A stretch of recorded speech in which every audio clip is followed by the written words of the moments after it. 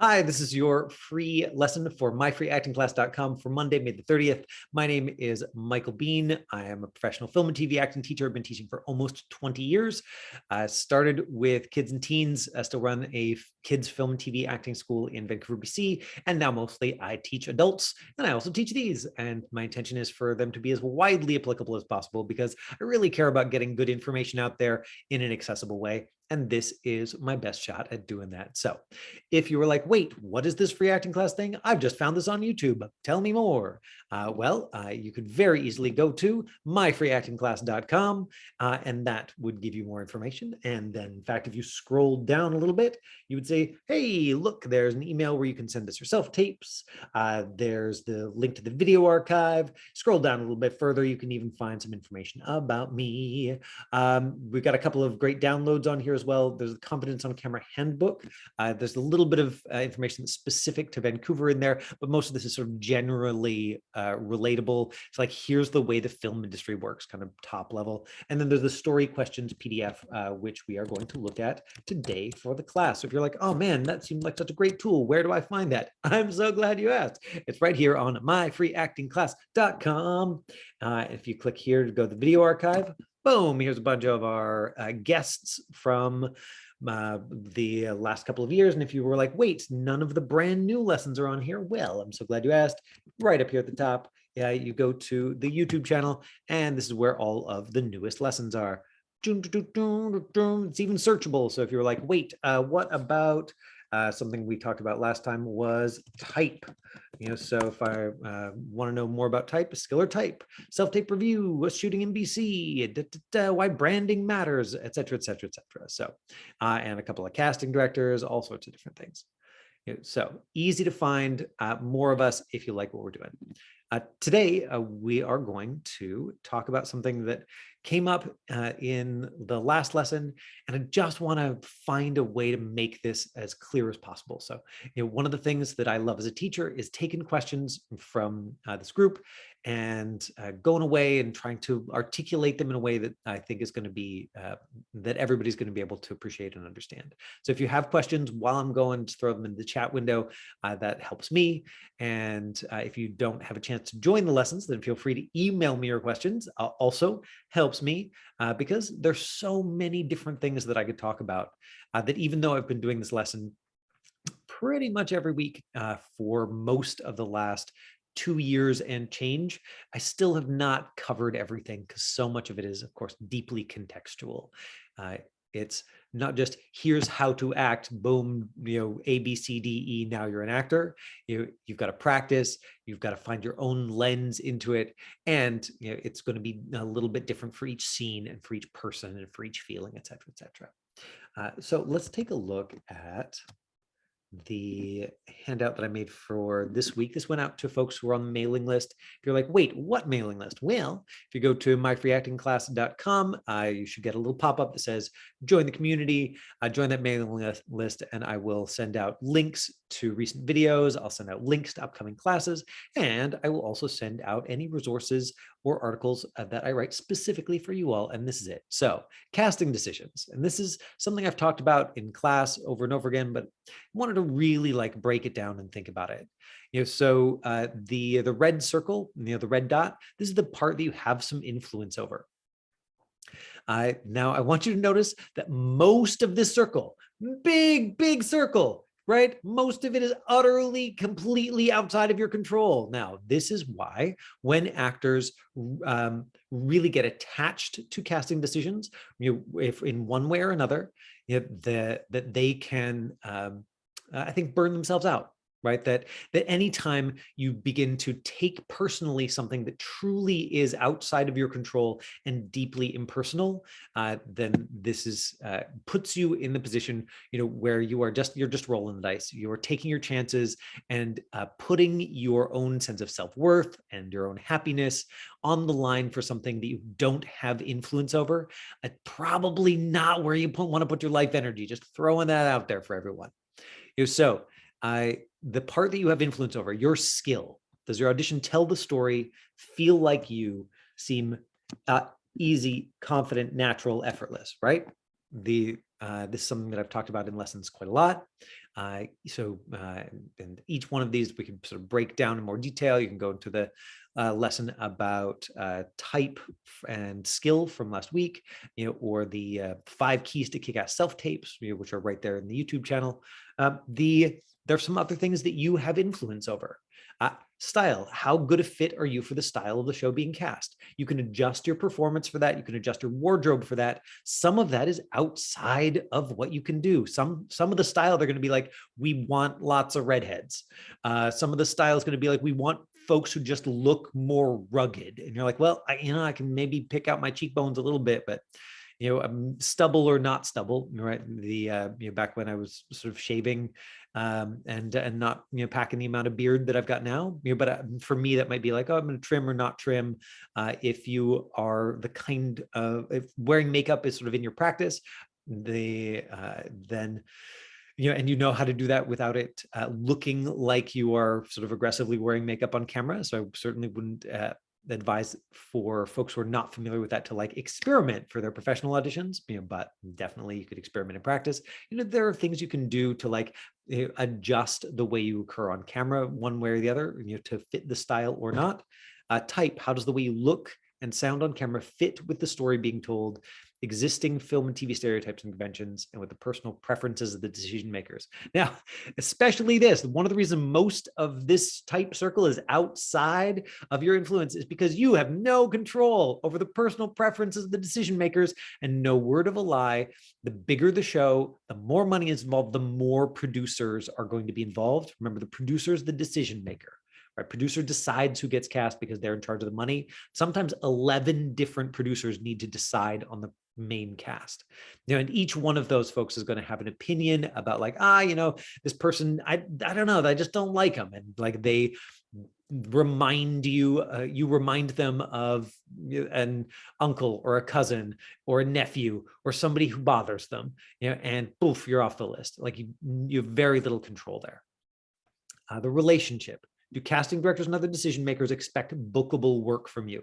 Ultimately, this comes back down to your skill and your ability to present that skill in a way that is professionally viable, which is what I hope you are getting from these lessons over and over again.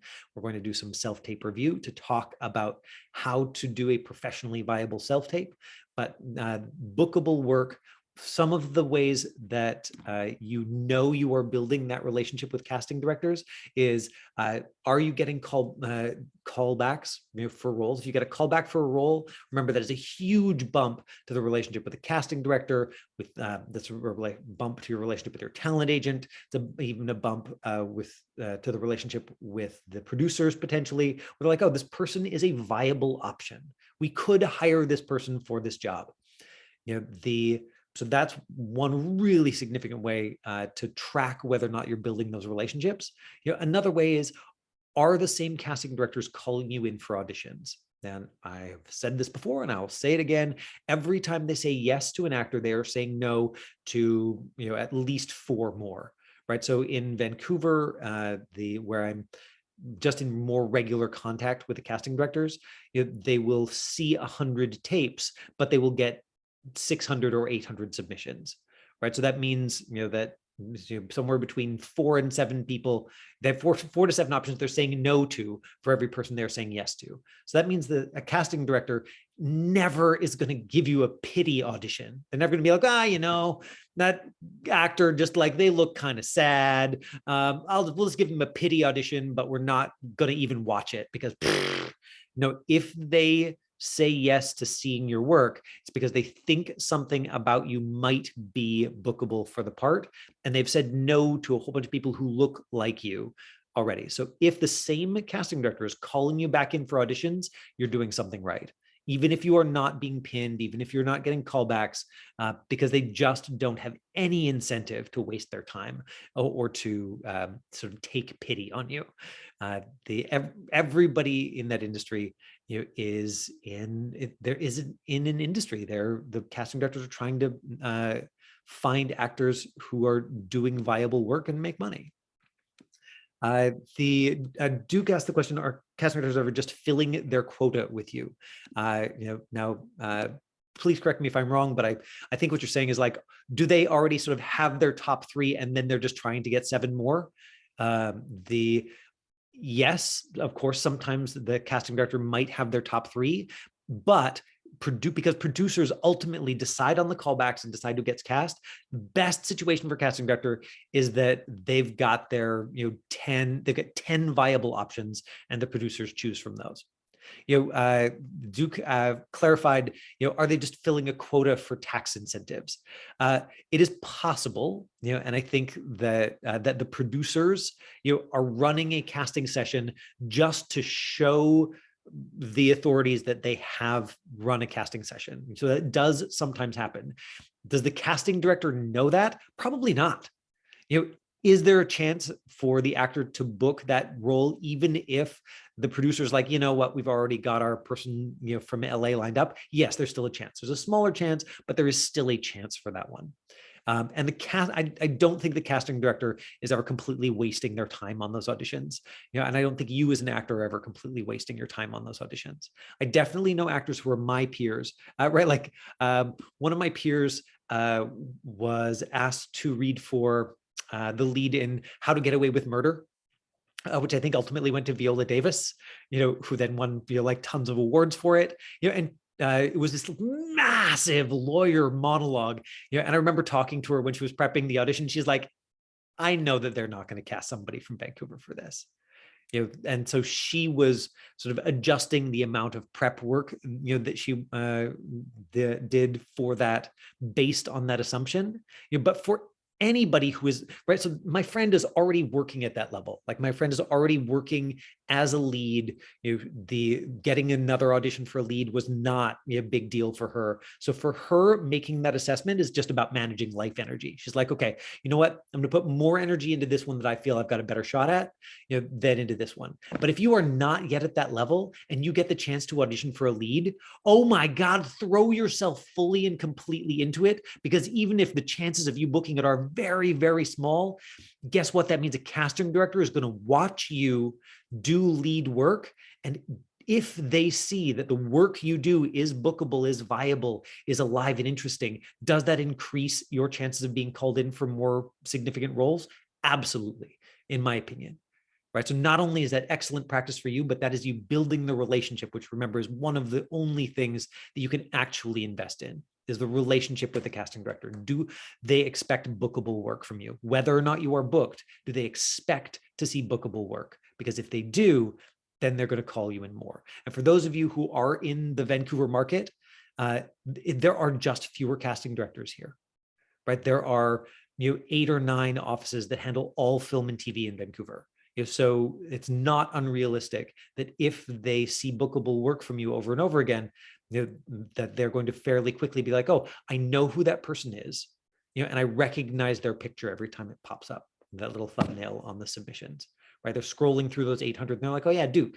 The last couple of times, like, producers didn't pick him, but we really thought that his work was viable and interesting, right? Like he was a good option, even if they went another way. And does that help you get more auditions? Yes. And then in the long term, that gives you more opportunities, and truly, like, that's all we have control over. We don't have control over bookings, but we do have some influence on what is going to create more opportunities for that. And this comes back to what I was saying to James and to Alex last week, which is that, like, we want this magic formula. Like, being uncertain sucks. Of course, every actor wants somebody to look them in the eye and say, there's a magic thing that if you just did this, you'd get lots of bookings.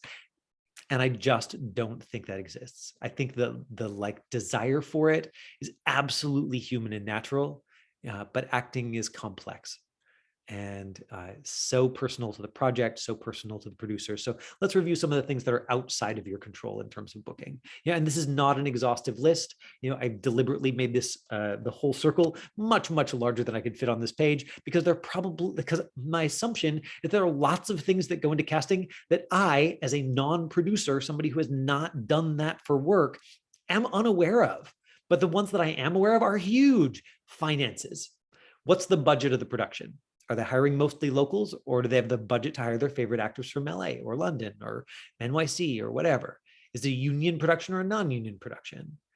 Which casting director do they hire, and how much have they budgeted for casting? The more they budget for casting, the more actors the casting director can see, and the more time the casting director can spend on each of those.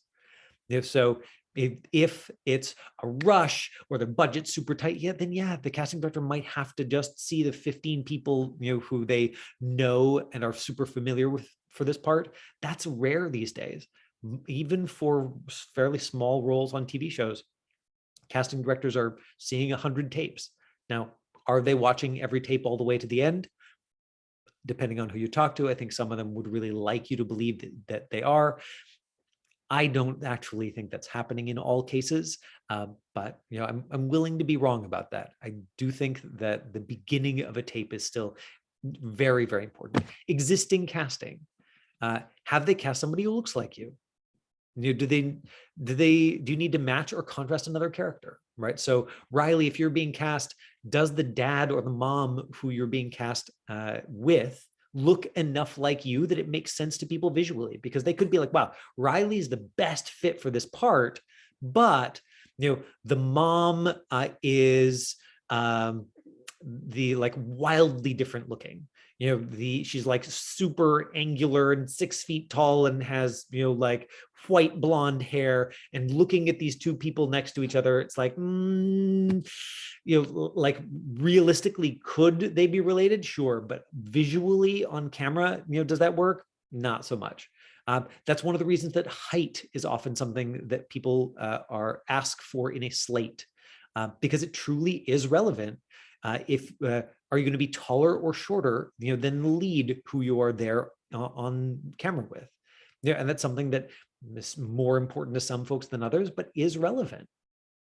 Do they need someone taller or shorter, or of a different ethnicity, or speaks a different language, or has a special skill, or with a different hair color?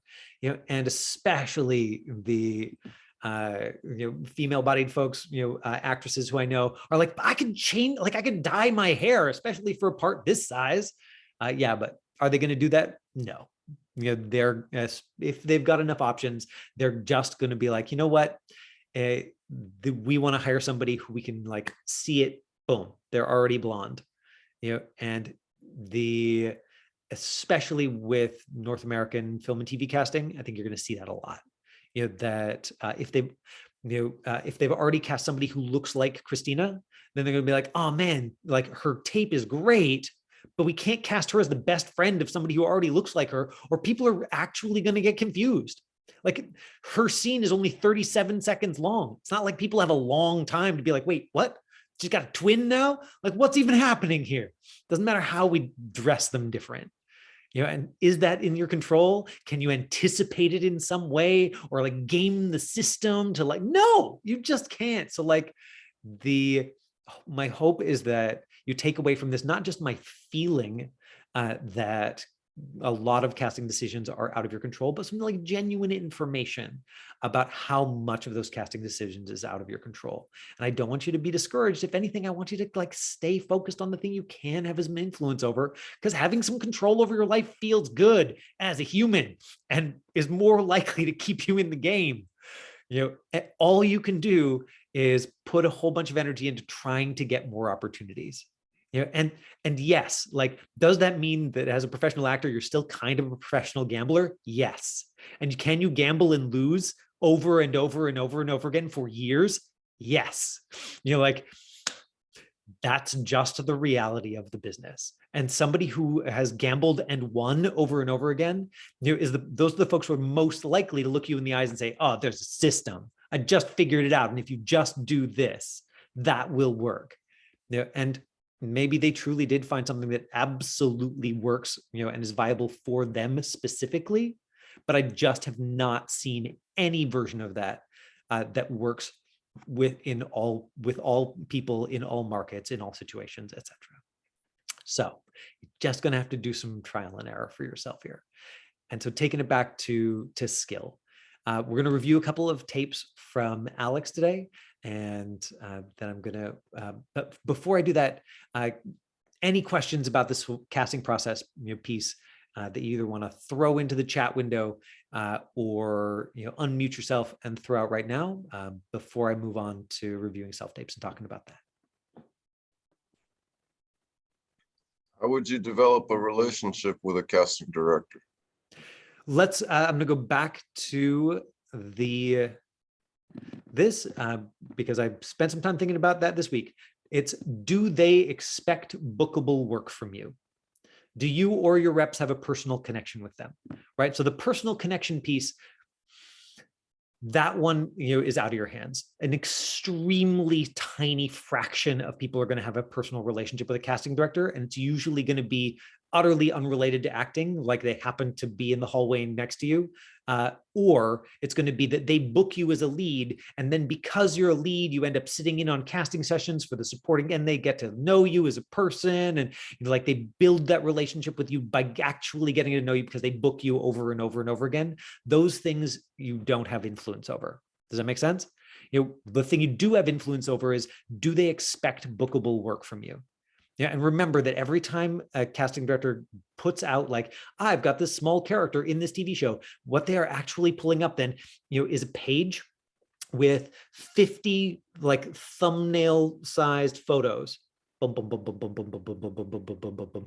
With like teeny, teeny, tiny lettering underneath it says just like your agent, and and that's just about it. It's like, Duke, and then agency name, and they're just scrolling through and going like, yeah, that's my A list, that's my B, that's my C, A, B, C, C, C, B, A, B, B, and right, and then all the A's go immediately into like they're going to get a tape, and then they're going to open screen 2 that's got all the B's, and they're going to go like, okay, how many A's do I got? Cool. Like I've already chosen 65 people for tapes. Now I got to go through my B's and winnow it down to like 35 more because I'm only taking 100 tapes. But they're just looking at thumbnails like this. Like they're not looking in detail at people's headshots, et cetera, et cetera. Now how does somebody make it onto that A list? They have a headshot that is like, boom, this is who I am. Like that actually matches who they are when they get in the tape, because FYI, you can have an amazing headshot that looks almost nothing like you as a person, right? And a good photographer can make basically anybody like, oh, just with a combination of like lighting and angle and you're like, but you got to look like that in your tape for it to be useful. Right. So basically they look at your picture and they're like, boom, instantly professionally viable just based on how they look, and or, the thing that you have the most influence over is they're like, oh yeah, the last 5 tapes I saw from Christina, I was like, damn, yeah, of course, put her in the TV show. Like this is viable work, and I'm going to pass it right on to producers. And so the 6th time they see Christina's face, because she's using the same headshot each time, they're like, oh yeah, that girl. Right. Okay. Like I know that, if I want a teen girl who looks kind of like her, like I know that she's going to be a viable option. I can't control if producers, choose her, but that's not my job if I'm a casting director. My job is to show that I know actors, and I'm going to give my producers lots of options of viable work, right? If I choose 100 people and only 3 of them do tapes that are viable, I'm in trouble. And I probably like, either like run a like last minute session. That's when you get an audition, like, here it is at 6 o'clock at night, but it's due by 10 a.m. the next morning. Right. Like maybe there's some note from the director where it's like, yeah, no, we need, blah, blah, blah, but we also, she must have a ponytail. Christina's like, God, you couldn't tell me that the first time. Okay, fine. I'll tape it again, but I'll give you a ponytail. Right. So that's the answer to your question, Duke, is at least in my opinion, is you establish a reputation of doing viable work. And are there stories of folks from LA who like go to the casting director workshops and tell the casting directors know them, and then they go to the networking meetings and they ask good questions because they've read everything the casting director's ever posted online, and they set up a Google alert so they know what the casting director is doing? Yeah, like, can you do that? Absolutely, especially if you're in a really big market like LA, where the casting directors are doing some hustling and are out there networking as well. In a smaller market like Vancouver, it's really your access point, is the work, is the auditions, in my opinion. I haven't talked about casting director workshops very much, and I haven't talked about those in a long time. Casting director workshops they're not really acting training, but they can be a chance for you to practice being in front of a real casting director, getting the kind of notes that casting director gives, and putting yourself in a highly adrenalized state for practice. The only folks that casting directors are going to remember from a casting director workshop are the people who are amazing and the people who like hurt themselves, and everybody else they're going to forget instantly because they're going to go back to seeing hundreds of people by video the next day. Right. So casting director workshops are not, in my opinion, a like really useful, good, like viable expenditure of your money in terms of developing a relationship until your work is amazing. And when your work is amazing and they're not seeing you, okay, then maybe it's worth it. But I have a student who like really super committed to that, and she spent like 2 years going to every casting director workshop, that she could. Like she, once she finally sort of booked a couple of things, she was like, yeah, I think that had some influence on it, but it wasn't like she booked it right from the workshop. Like she even had the experience in a workshop of a casting director being like, oh, wow, you're amazing. I'm actually casting something right now. I'm going to forward you to the director, like send me your tape and I'm going to forward it to it. She didn't book that one either. Right. Like, so I'm just saying that like building the relationship typically in my experience, the happens through them experiencing your work as highly bookable. And that can be because your face is really bookable and you just do super simple work that seems real, or it can be because you are like doing super alive, interesting, skilled acting work. As long as they're like, yep, could see that person on TV. That's their job, is just filter out people like that. And you can kill yourself figuring out, like, but that person is doing it differently than me. Sure. Okay. Like casting directors don't care. They're just trying to get paid.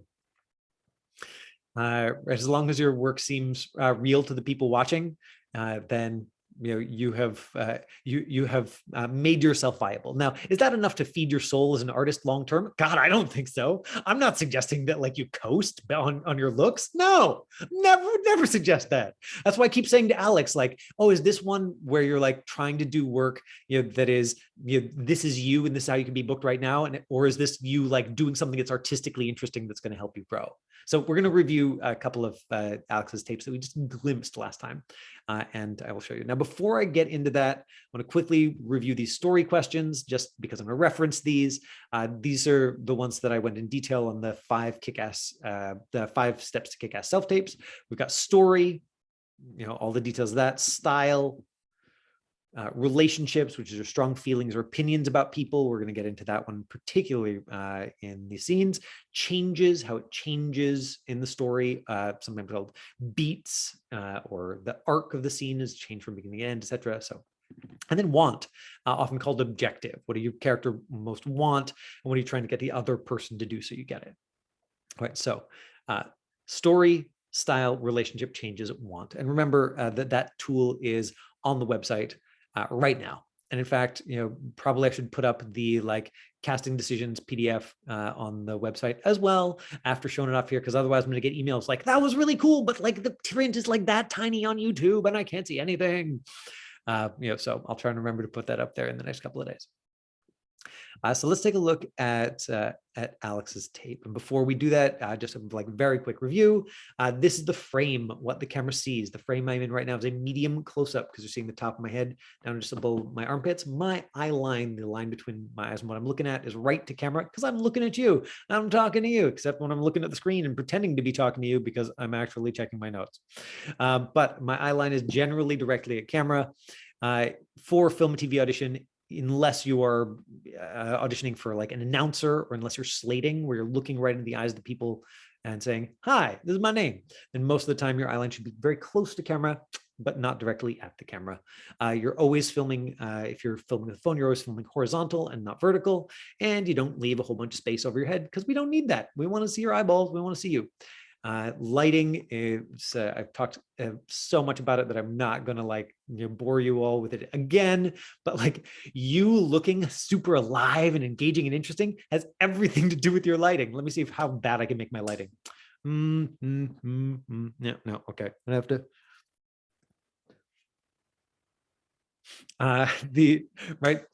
Even something as simple as this extra little fill light I've got here, is going to unconsciously, when people are just looking at my face and looking at my acting, make them go, yeah, he's just like, he's very alive, he's very engaging, he's very, yeah, because I've got a sparkly thing in my eyeballs, and it just catches our monkey minds, and we're like, ooh, it's sparkly, I want to look at it more. Why? And, you know, and then because you're looking more at people's eyeballs, you're like, yeah, I just find him really engaging. Yeah, lighting, it's a thing. So I know I keep hammering it, but like I think that I've gone soft, you know, on, you know, like, no, lighting is one of the many things that you should focus on. Lighting is super critical if you want to look pretty, which for North American film and TV is gonna be very helpful. You know, right? Even if your like character type is like hideously ugly, and you're like, yeah, like I really like, you want to like, you know, I put extra makeup on my facial scars to really like, and you want to be like the prettiest ugly person possible, because, you know, let's think about all the TV shows that you're going to watch. It's like, wow, that person isn't just like normally ugly, they're like fascinatingly, charismatically hideous.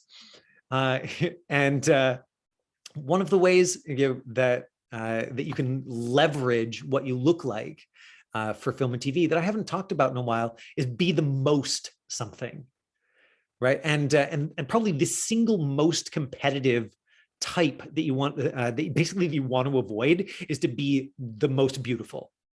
So saturated. You like, because the leads in major North American films are still, you know, like, you know, really very, you know, like utterly conventionally attractive, you know, in, you know, we have our like social conventions that, like, you know, we can deconstruct as feminist, but also like, hello, you watch the movies, like clearly that's the casting. You know, people have the idea in their head that like, oh yeah, that's what I have to be to get cast. No, you don't. Nope. In fact, that is the like single most competitive spot to be in. It's like, that would be like saying I have to win the gold medal or it's not worth being an athlete. You know, there are a lot of people playing, and there are a lot of people making a good living who are not the like multi-gold medal winners. So, you know, the like, you do you. But I'm just saying that like some of the folks I know who've worked the most, you know, found their thing, and they're like, I'm going to go all the way into that. I'm going to be the most of that. You know, and because I've worked with teenagers, I even know some who like went all the way into it and then it changed. Where it's like, dang, like I had one guy who he worked on a couple of like huge American films. They flew him down to the States, like weeks on set as like the chubbiest loserist. You know, right? And he was just like, he had red hair, you know, and he was just kind of like bigger, and he was like, yep, I'm gonna lean all the way into that. And, you know, and it was great, right? Like the Bonnie Gillespie thing of like, wipe your tears with $100 bills, you know. But then he grew a foot and he couldn't do that anymore. You know, and so the last time I saw him, he was still kind of like casting around for his new niche. He's like, not quite the most anything anymore. And so they're kind of figuring out how to cast me. I went to, I went to, I was going to say I went to school, but I went to class with, there we go.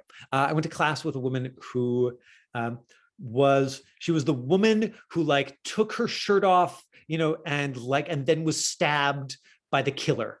You know, and she like, I'd tell you her name, but I don't want to embarrass her, because she's then gone on to like, you do really like artistically exciting work. But like her first like 15 roles, it was like Friday the 13th, and then Halloween, and then like Final Destination, and like, because they just need somebody who's pretty, who's like willing to be naked and then get stabbed to death. You know, she was like, yeah, fine, I don't care. Sure, I'll be naked, stab me a bunch. Take your money. You know, like and then when she had like 15 or 20 credits, you know, there, and she was like, she's like, I don't want to do this so much anymore. Then, you know, she leveraged that for auditions for better projects. It's like, wow, she's been in a lot of movies, hey? You know, like, and producer just like, wow, somebody else has paid her to be in films a bunch. We don't really care what roles they are. It doesn't say on her resume. She's been in a lot of horror movies. Cool. She must really know what she's doing. All right, so 2 concrete examples of, you know, where that can go. Oh, you lured me into a tangent, as though it's all your fault and not mine. I'm just going to tangent. It's me you're talking to. All right, so story, style, relationships, changes. What does your character want? Let's look at Alex here. So we're going to start with this one because I want to show you Alex just doing like work that is very him. Also, this has the advantage of being a minute. Now, this is something that he did for practice. This is a monologue that he, I assume, found online and was like, oh, I like this story. I'm going to play with this. My name is Dalton Ross. Pay strict attention to what I say because I choose my words carefully and I never repeat myself. Okay, so we're 13 seconds in. Does he seem like a real person? Absolutely. You know, like, could he have a little bit more eye light reflecting in his eyes? Yeah, but otherwise his like lighting is good, his color is good, it's neutral background, he's in that medium close up. You know, he's playing with status here. You know, one of the things I want you to pay attention to as you listen to the rest of his tape is the changes in his voice. You know, and it certainly doesn't sound to me like he has scripted or structured that. He's like, and then I'll pitch up, and then I'll pitch down, and then I'll take dramatic pauses. If he's done that, you know, then he's practiced enough that it is invisible and below the surface, because this just sounds to me like he has genuine relationships with the things he's talking about. You know, they come out of him differently, as though he has feelings or opinions, or strong feelings or opinions about them.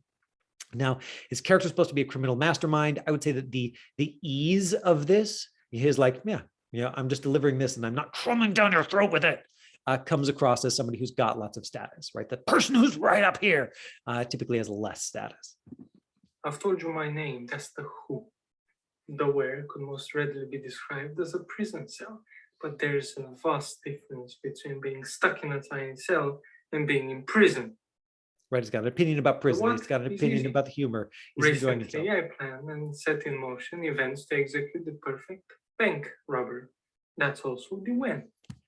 Right? Is his delivery of a bank, you know, like, is it a little bit idiosyncratic? Yes. Does it seem actory, you know, idiosyncratic? No. It seems like, for me, I buy that, you know, as a character who's just speaking in an idiosyncratic way, or like having some fun with language, as opposed to an actor who's like, now I will emphasize this word for emphasis. As for the why, beyond the obvious financial motivation, it's exceedingly simple. Because I can. Right, the grin, the pause, the shift there, you know. And therein, as the bard would tell us, lies the rub. Now, I already said this to Alex last time, you know, that if he was, you know, doing the tape again, obviously the glass helped him, right? It helped him to have the glass, but you know, especially bringing it in both at the beginning and the end, you know, I would say focus too much on the glass and not enough on the person he was talking to. But look how much fun he was having. Like, look how alive it was. There's all these little pauses. Did it ever look like the pause was the actor looking for a line or the actor panicking? Not to me, you know. And I've been watching these for a long time, you know. So. Now I'm going to show you the one where, you know, Alex was sort of self-consciously playing a different sort of criminal mastermind. And he said last week that this was one of the ones that like he got excited about creatively, artistically.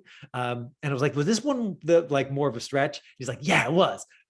Great. You do those for practice, right? There's a practice tape. He did this for practice, you know, more power to him. Something that he sent me by email. He was like, I was trying to take your advice. And you said, you have to, for criminal mastermind, you have to play with the physical aspect and let the camera come to you. So I was trying to talk quieter. He said here, my question is, how did you immediately see that I was trying to sound tough? Because I was trying to mimic your voice from the style video. Hopefully it doesn't come across rude or anything, but it's so interesting. You saw me trying to do something. And in my head at the time, I was like, just do this voice to sound like a criminal mastermind. The reason that I wanted to like share his Alex's words with you is because I think that the answer, Alex, to your question is basically right here in this statement. Because let me see if I can pull it up so that everybody can see what I'm talking about. Right, so that I'm not just telling you, I'm going to show you. There it is. Okay, so here's the right. So he said, I was trying to mimic your voice, right? So I was trying to copy something else.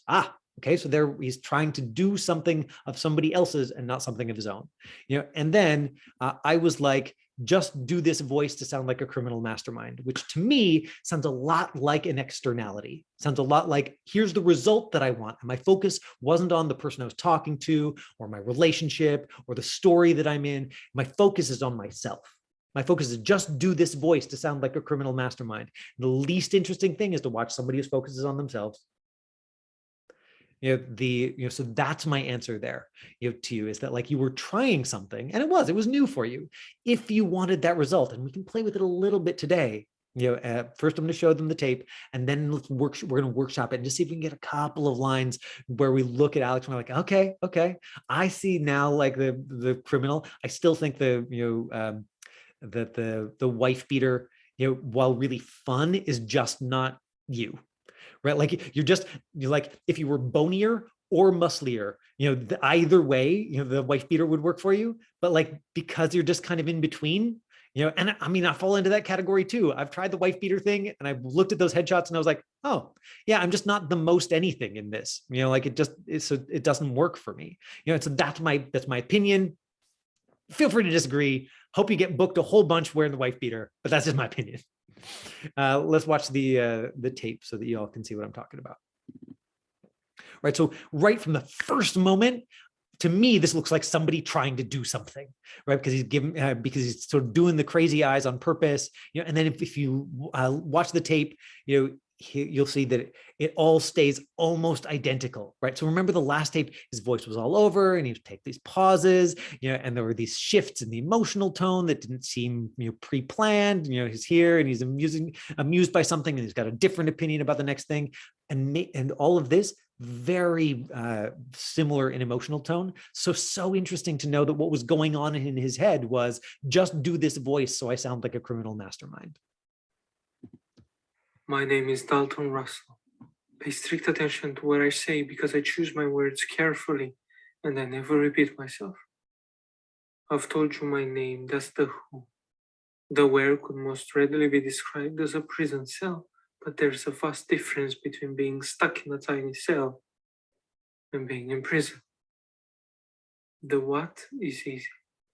Recently, I planned and set in motion events to execute the perfect bank robbery. That's also the when.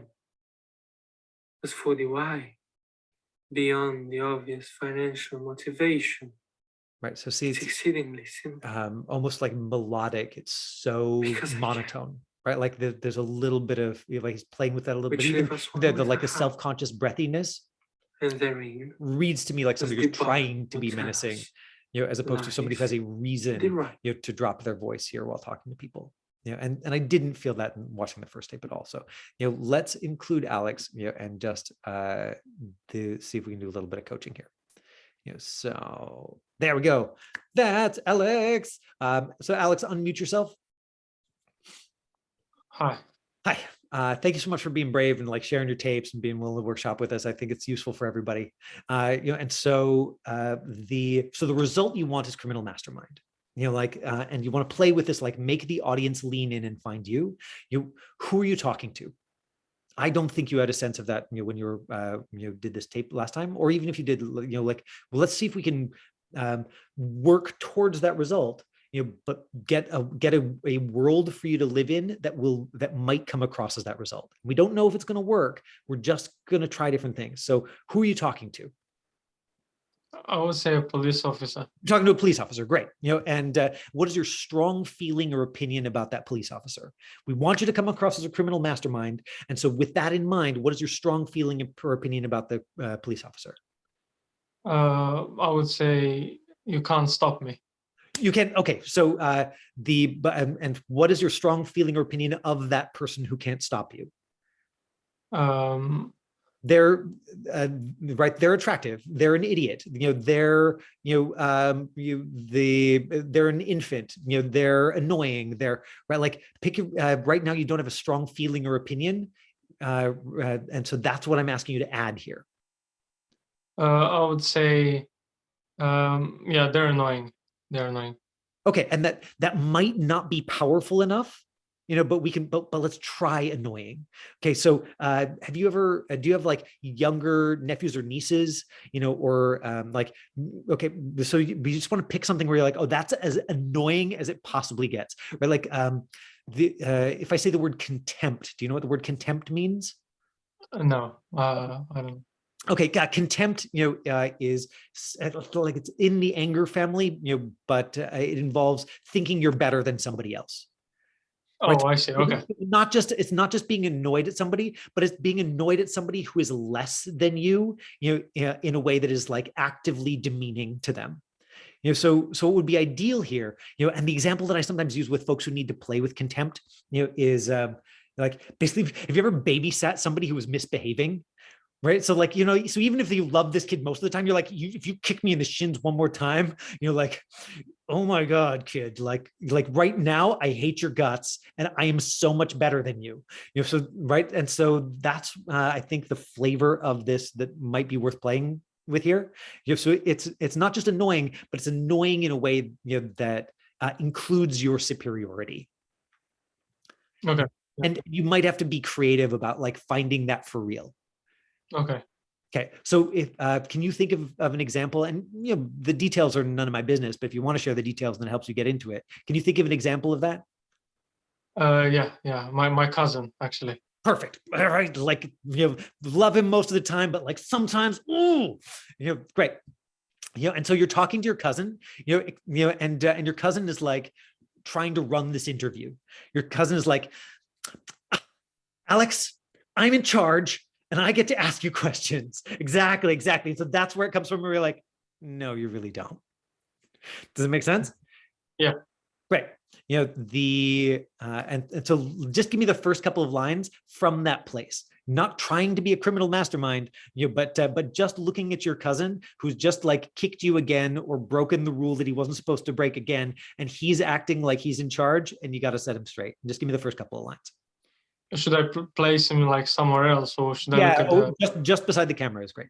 Okay. My name is Dalton Russell.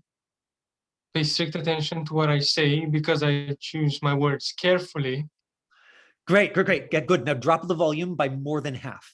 Right. So do it again, but like you are so in charge, and this kid is tiny, and so you just don't have to like crawl down his throat with it like that. My name is Dalton Russell. Pay strict attention to what I say because I choose my words carefully, and I never repeat myself. Okay. Right. So already I buy this more. Is it quite that criminal mastermind yet? No, not quite. Right. So, and maybe the cousin thing doesn't work. Like maybe we experiment with like, yeah, we got to toss this one, like the cousin doesn't, enliven Alex in a way that gets us to that result. Give me something that you would say to the cousin, that is like, contemptuous, demeaning, right? Like like I'm in charge here, or don't be such a little shit, or, like I'm so much better than you, or, pick something. And you can even say it in Romanian if that's better for you. I would say, listen to me because I'm older. Okay, good. Now, if you were going to make that mean, right, right, because listen to me because I'm older is what you would say if you were having a good day and you were well resourced, but if you've had 2 hours of sleep and he's broken the rules again, and he's kicked you in the shins, and you're hurt and he's little and you're just like, I will kill you if you do that. Right? Like, right. So what is the listen to me, I'm older, if listen to me, I'm older is like a 1.5, like, what's a 6 or a 7? Just stay still and stay. Right. Yeah. Go. Keep looking at him. Go. Yeah. Don't smile because the smile is you feeling the discomfort and then making it go away by breaking it. Right. So stay in it. You look at him and say, "You're such a little shit." Should I just say you're such a little shit? Just say it. Such a little shit. Good. And then drop your voice. And know that you don't, and that you're in charge, and you're just like, you're going to tell his mom he's going to get in trouble. Like, you got this. Give me the first couple of lines from that place. My name is Dalton Russell. Pay strict attention to what I say because I choose my words carefully, and I never repeat myself. Good. Now you're doing this choppy thing that people do with dramatic text. So I want you to take the volume all the way down, not a whisper, but very, very quiet. And I want you to smooth that out. The choppy thing, you don't need the choppy thing to tell us you're feeling big feelings. Keep Okay. talking to the kid. Give me the lines again. My name is Dalton Russell. Pay strict attention to what I say because I choose my words carefully and I never repeat myself. Yeah, see, now we're closer, aren't we? Right? Like now the kid's too short right now. Like we've got to bring the eye line up so that it looks like you're talking to a cop. Also because then we're going to see your eyes more. Right now we're seeing your eyelids. Now you want to do one more thing. Is there a wall behind you? Is that a wall behind you? Yes, yes. Okay, stand up for a second. It's okay. Don't worry about looking bad on camera. That's just for the exercise. Leave the camera exactly where it is, but stand up. Just stand up. Don't touch the camera. Leave the camera where it is.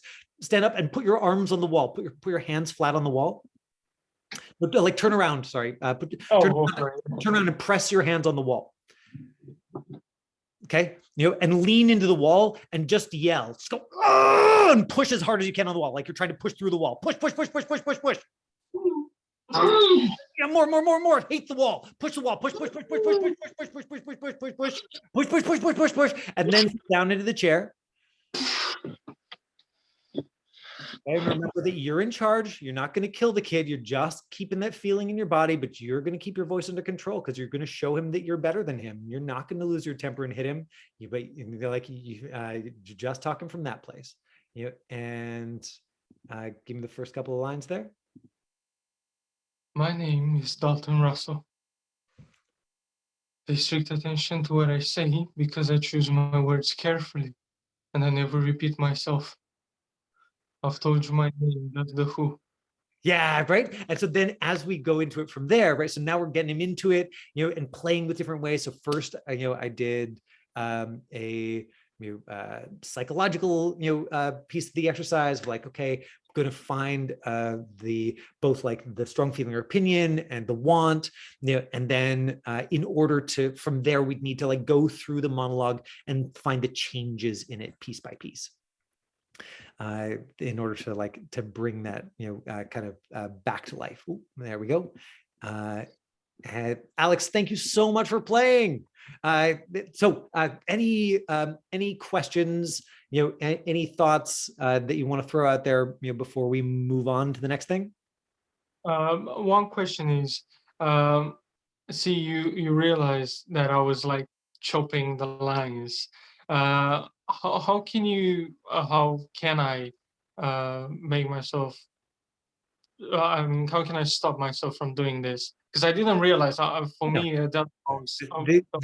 To me, this is where either working with peers, right? So just like getting together with other actors, people who are like learning this and caring about it, right? Or working with an acting teacher or coach, is in your benefit. Because doing both jobs at the same time, I'm going to do all the job of feeling, and I'm going to try and be outside and look at myself and listen to myself.